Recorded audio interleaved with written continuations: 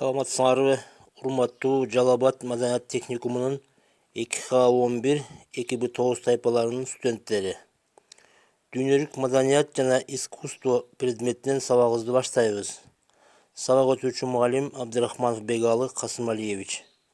Бүгүн 21 май 2020 жыл. Өтүлүүчү тема готика архитектура искусствосу.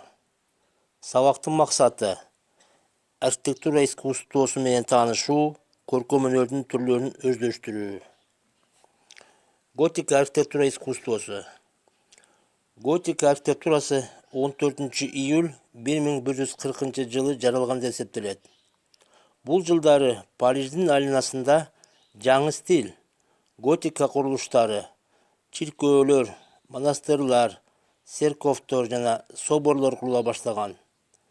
Маданият жана адабият өнүгүп, бийлик монастыр китепканаларынан епископ мектептерине өтө баштаган. Готика терминин француздук гуманисттер Италия тилинен алып, мурунку роман стилинин жаңылануусу, готика архитектуралык стилинин пайда болуусу жана жаңы архитектуралык багыттын басып алуусу деп эсептешкен. Европа өлкөлөрүндө готикалык стилде жогоруда аталган курулуштар курулуп көбөйө баштаган. Өзгөчө бийик мунаралуу, асман тереген курулуштарга жарыктын тийүүсүнө көңүл бурулган. Терезелерге витраждар орнотулуп, андан кирген жарыкты жараткандын жарыгы деп эсептешкен.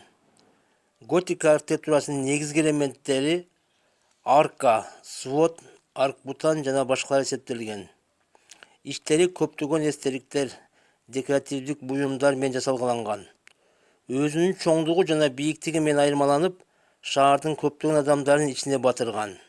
Мисалы, Франциядагы Шартер собору 36 метр, Бове собору 48 метр курулуп, айрым бир курулуш катарларынан кыйроого дуушар болгон. Кайрадан ордуна бийиктиги 130 метр, эни 64 метр болуп курулган. Жаңы стиль түндүк Европага тез таркаган.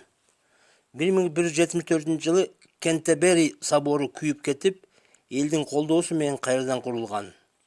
Англияда салыштырмалуу соборлор анча бийик эмес курулган. Орточо бийиктиги 25 метрди түзгөн.